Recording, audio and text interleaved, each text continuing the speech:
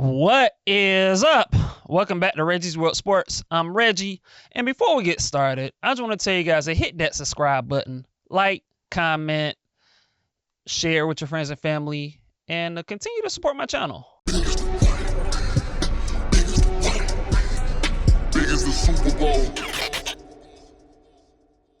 Y'all know what we're gonna talk about today.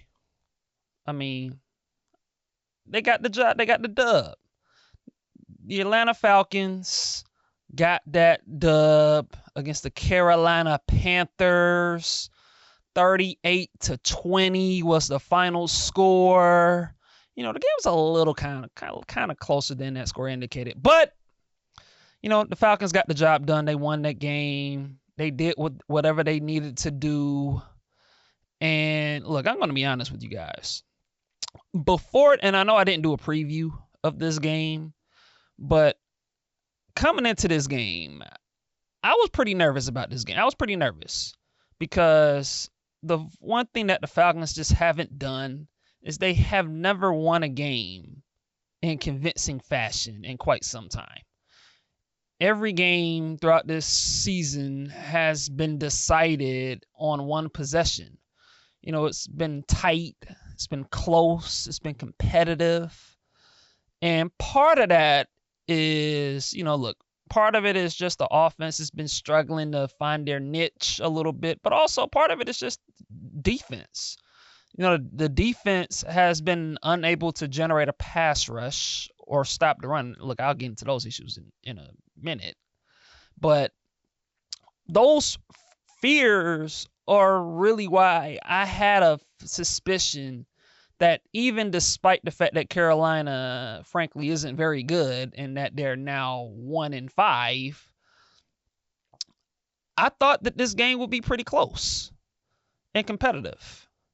And for the Falcons, for them to win a game in convincing fashion, again, it was pretty close early. I mean, as a matter of fact, the Falcons got down in this game 7-0, and then it was 10-7. And so Carolina kind of had some stuff going early in the game. But to the Falcons' credit, they stuck with it. And the offense was able to get some stuff going. And eventually they took the lead. And it just, you know, it was a game in the fourth quarter. It was, 28-20. But it just, as soon as A.J. Terrell got the interception off of Andy Dalton, the Falcons were able to take control of the game and they were able to score a touchdown and they were able to put the game out, a little bit out of reach. And so, again, kudos to the Atlanta Falcons for getting the job done.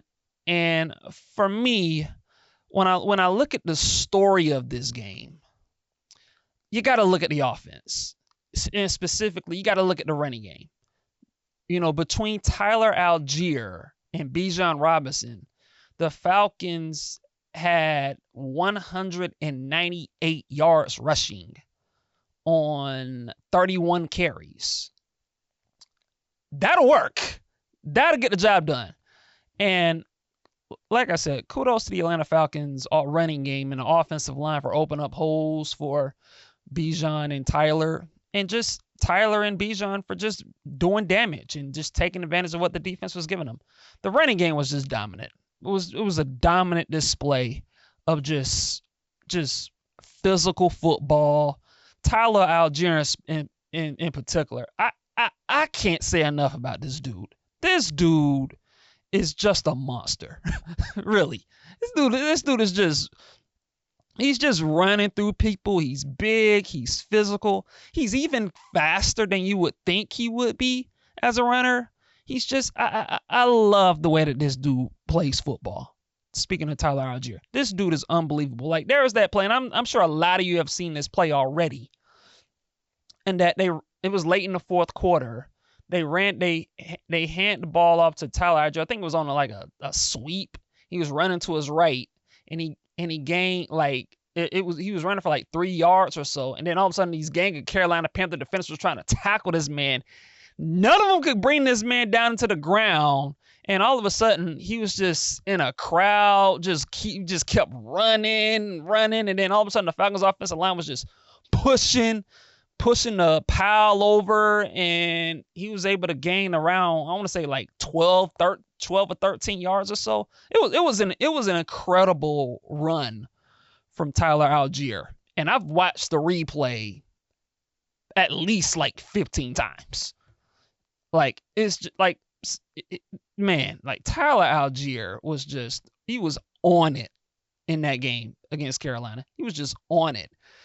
And I gotta say, like, watching Tyler Algier run the football the way I've watched him these past, not just this season, but really since he's been a Falcon, and I think this is his 3rd year in a Falcon uniform, like, watching him run the football kind of reminds me, he's like a modern day version of like TJ Duckett, Michael Turner, probably maybe even faster than both of them. And he just runs so physical, and he runs so hard and tough. Like, you get him in an open field, no defender wants to touch this man. He runs so physical. And so shout out to Tyler Algier. He had it going, as did Bijan Robinson. He was, I was never worried about Bijan Robinson, even though he had a couple of quiet games lately, the last couple of weeks or so. He was able to get back in form. He was able to run the football. He was able to, run in the open field, show his dynamics, his dynamic ability, his ability to cut and make people miss, and use his speed. He was able to get things going as well. He also had 2 touchdowns as well. That was really good to see. Early in the game, he was able to run the football and just find the hole and just hit the pedal. He was just, Bijan was just, he had it going, and he was able to just, cut and juke and run fast, and, you showcase his abilities. And look, Bijan Robinson, I still think this man, look, I know I said a few weeks ago that I thought Bijan was the best running back in the league. Maybe I might take that back a little bit. But I still believe this dude is uber talented as a running back. It's just fortunate that he's able to showcase running back duties with Tyler Algier. And you look at Tyler Algier and Bijan Robinson as a running back tandem, like, they're as good as it gets. Now, there's that running back tandem in Detroit. When you talk about, Jabbar Gibbs and David Montgomery, I mean, those two dudes in Detroit. And look, shout out to the Detroit Lions, by the way. I mean, for their beat down of the Cowboys. Detroit, by the way, that's the team I actually predicted that would go to the Super Bowl, by the way, the Detroit Lions. And so, up to this point, they're making me look smart, with how they're looking. But back to the Falcons. The running game was the story of this game. Just the way that Bijan Robinson and Tyler Algier was able to run the ball and run it down Carolina's throats was big to see. And what the Falcons showcased and displayed was, we can beat you throwing the ball 50 times if you want to, and we can get in shootouts, and we can win games 36-30 like we did against Tampa Bay. A week and a half ago, and we can win games running the football. And so what the Falcons have showcased us, especially against Carolina, is we can win in multiple ways offensively. We can run the ball when we have to, and we can throw the ball when we have to. And for the Falcons, the game that was the running game was able to carry the Falcons through. And Kirk Cousins was just efficient. He threw the ball, I think it was 25 times. And so, Kirk Cousins, he had 225 yards passing. He had a touchdown. He was efficient. He was able to get Drake London going. Drake London's been super consistent. He's making plays over the middle. He was able to, I think there was another play where he was able to use a spin move and break a tackle, and for him to get a big gain early in the game, if I'm not mistaken. And so, shout out to Drake London. He was able to get it going, and just, again, like, he's a reliable target for Kirk Cousins. He was able to get it going. Darnell Mooney was a little quiet in this game, but at the same time, we didn't really need him as much because the running game was cooking and flowing. But he was able to get involved. We had a Cal Pitts sighting again. That Cal Pitts. I've been a little critical of Cal Pitts, but this is the second game in a row. He's at 70 yards. He had 70 yards. I know he had 3 catches, but he was able to make a couple of big plays, which was good to see. And so the offense in general was fantastic overall. I don't have much to complain about when it comes to the offensive side of football. They're what we're seeing from the Falcons is, again, like the offense. It took the first 4 games of the season, they were struggling a little bit. They were trying to find a rhythm. And what we're seeing now, these past 2 games, the Falcons combined have scored. I want to say they've scored a combined, I want to say 84 points. My math might be wrong on that. I mean, they scored 36 against Tampa. They scored 38. No, 74. Yeah, they've scored 74. They've scored a combined 74 points. And so, again, like we're seeing the offense, finally, get things going a little bit. And so we're seeing the Falcons score points. They've scored 30 or more points in back-to-back games. I think that's the first time the Falcons have done that. Maybe since 2016. I might be wrong about that or so, but the offense is flowing. Like the Falcons' offense they've scored 74 points in 2 games. They've also had over 900 yards in 2 games, and so you're seeing what this Falcon offense is capable of doing. And so it's good to see. It's good to see because when you look at the Falcons, again, you look at their skill position players. Kirk Cousins, he's finally found his flow as a quarterback. And you do have Drake London, and you do have Darnell Mooney, and you do have Ray McLeod, and you do have Cal Pitts. And I just talked about that the running back tandem between Bijan Robinson and Tyler Algier. It's a legit offense, and it's as talented of a skill group on offense as maybe there is in the league. And so the Falcons offense is starting to play up to their capabilities, which is great to see. And hey, you score 30 plus points in back-to-back games, in all likelihood you should win. And so it's good to see the Falcons finally get things going on the offensive side of the ball. But again, as I mentioned earlier, this game, even though the Falcons won 38-20, this game ended up being a little closer than what the score indicated. And for me, the reason that ended up being the case and why this game was much closer than the score indicated was because the defense.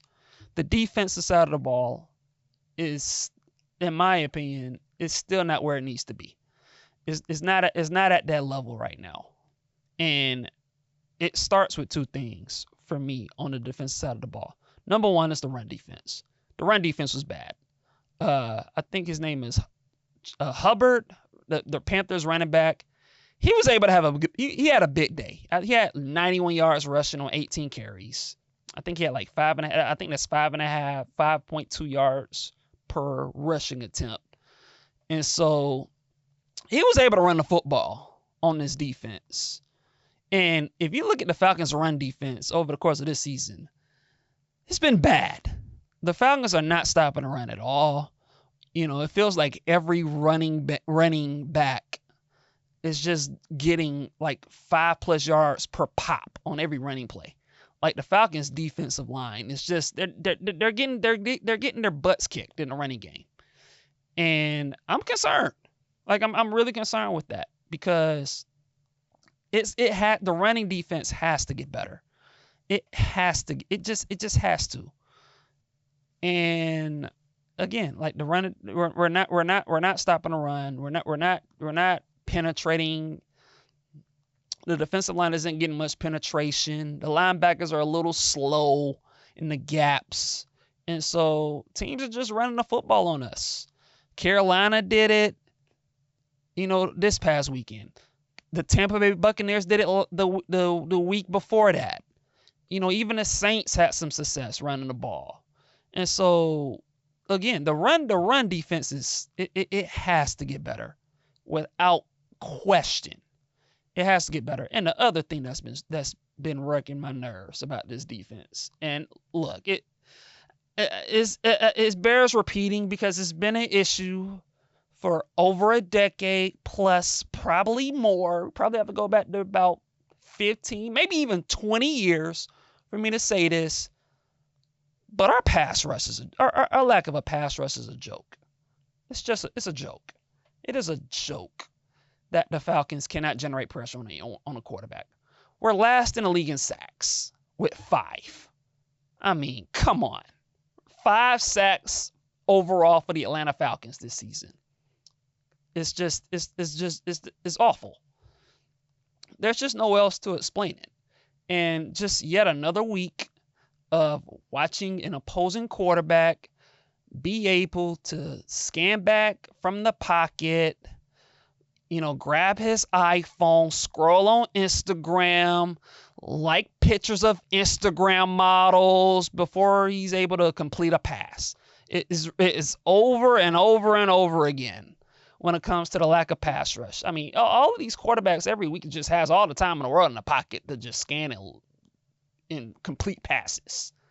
And it's just an issue because the Falcons they don't have a pass rush. There's just no pass rush at all for the Falcons. And for me, this is what I'm hoping. Here's what I'm hoping when it comes to the Falcons' lack of a pass rush. And this is, look, I don't know how realistic this is, but I would love to see the Atlanta, and I just want to give the Atlanta Falcons an advice from a fan like me that wants to see this defense improve in hopes that maybe we can make a deep playoff run. Assuming we can get in the playoffs. I want the Falcons to call up the Cowboys. Can we offer up a couple of our first round picks? And can we get Micah Parsons from the Cowboys? Because you look at the Dallas Cowboys, they're going nowhere. They paid Dak Prescott all this money. They paid CeeDee Lamb. They're a team that's just going nowhere. I know they're 3-3, but anyone who saw that game against the Lions and anyone who's watched the Cowboys, they're going nowhere. They're not going to make the playoffs. They're going to have a losing season. And they're not going to be able to afford to keep everybody because they paid Dak all this money. So why not just offer up a first round pick or two and get Micah Parsons? Because Lord knows we need a pass rush in the worst way. And I feel like Micah Parsons could help this team. I'm just saying, just a thought. But seriously, the Falcons' lack of a pass rush, it's an abomination right now. And it's been an abomination for the past 10 plus the 15 years. And I'm sick of it. I'm sick of it as a Falcon fan. But the pass rush is it's a problem. It's a massive problem. I'm concerned by it. And the lack of a pass rush, along with our inability to stop the run, was a reason why the Panthers were able to, were for 3 quarters and a half, or about 3 quarters or so, was able to be in that game. And so there's no question about it. The Falcons pass rush has to get better if this team wants to, continue to progress and, hopefully, make the playoffs at some point. But, we're 4-2.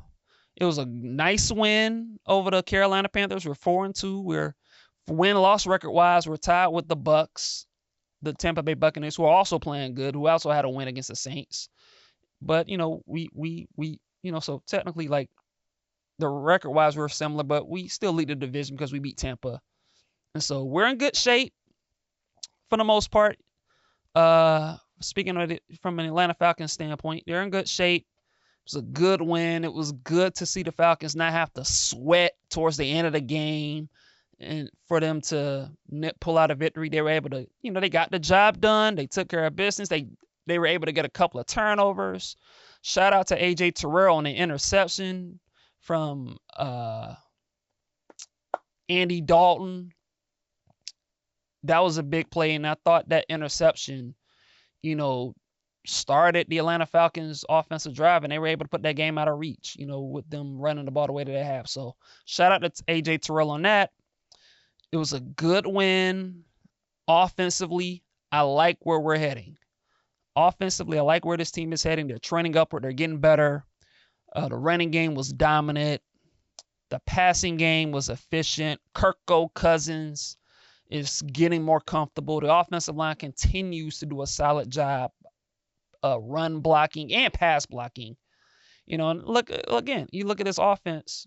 When they're not able to kill themselves with penalties, it's a pretty good offense. It's a really good offense with a lot of skilled position players, and you got a quarterback in Kirk who can give them the ball when he's protected right. And so I like where we're heading. I like the direction that we're heading in on offense, but defensively, again, we're going to have to get better. We got a ways to go, but a win is a win. We got the dub. We're 4-2. And look, next up, we got the Seattle Seahawks. It's a little, that's going to be an interesting game because Seattle's been struggling a little bit, but, they got some quality player. Geno Smith's quality quarterback, and they got weapons in Seattle. And so that's going to be an interesting matchup. I'm looking forward to that. But again, it was a good win. They got it done. They beat the Panthers. And we looking forward to the next game. And let's see what happens. But until then, that's all I got for today. Continue to, subscribe to my channel, share, comment, and hey, continue to support my channel because I'm gonna keep on coming.